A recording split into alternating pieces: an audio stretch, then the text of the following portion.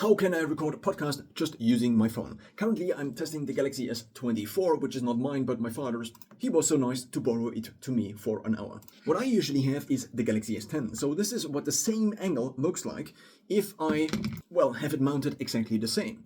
And as you see, it is a little bit wider. And this is also what I already tested with the first interview I did. So here I'm in my studio. I do have a background. I also like to dress usually in black, which then seems to cause another issue with older phones, which is that my skin, because I'm light-skinned, is usually overexposed, mostly I think because cameras, especially older cameras, do try to balance the overall exposure of the picture. So if there is more black in the picture, then what this means for me is that my skin has to kind of balance the rest, and it has to be a little bit brighter in order for the overall brightness to again be within a certain range. What it also now seems to me, as I have already reviewed the first video, which I just recorded, is that either by post-processing the audio or by having better mics, it seems the audio, even if I just record without any microphone on me, just using the internal microphone, the audio is a little bit better.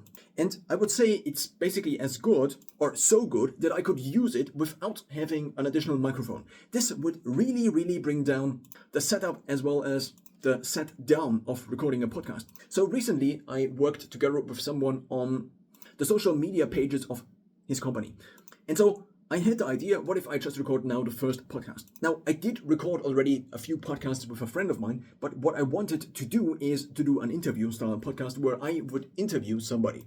In the long term, this may be benefiting me because I can get to know interesting people, and they also potentially benefit from this interaction because they get a little bit more attention. So basically media exposure.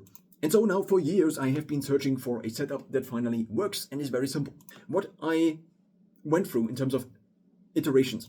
At one point I had the idea to use my two Galaxy S10, so I have two, mostly because one kind of broke and did not charge really well, and so I got it replaced, and then I figured I can just as well keep the old one because then again it worked somewhat well. So using two Galaxy S10s, I figured I could just have basically on a table, I could just have each person recorded directly with the front-facing camera, which also would allow a quality control feedback because they would see themselves anyway. And then maybe combine them together. But of course, combining together is something that I usually try to avoid because I try to avoid every 4 of the columns in terms of video creation apart from the recording itself. This saves me maybe if I assume a equal distribution of the time, 75% of the time, or in other words, it quadruples my time I have for recording. These steps would be research, recording, then editing, and distribution. The second iteration I went through was using recording software, which then would allow me to also record basically over the internet.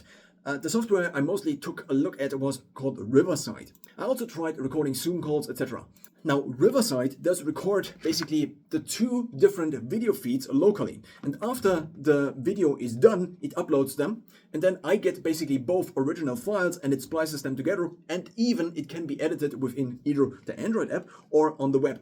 But the free version only comes with, I think, 7020p. And I did never really purchase it. So I never purchased it. And also, it took about 30 minutes sometimes to then export an episode, which is not the kind of workflow I want to have set up. I want to record, hit publish, want to record, hit publish. I want to always keep things lean. I don't want to have anything in basically the distribution, editing, or upload queue.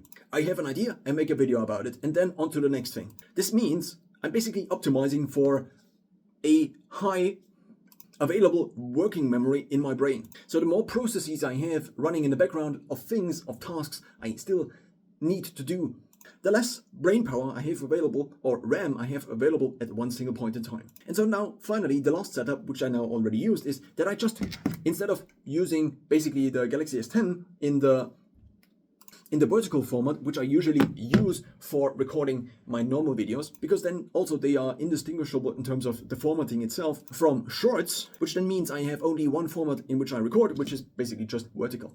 Which also in the future could mean that I can clip out shorts from my longer videos, but it turns out that this is also just video editing, and rather than video editing old clips, I just record new ones, original ones. And so the last setup is the one that seems maybe to now finally work. The question is now for me, should I get a new phone? Of course, this would cost me something.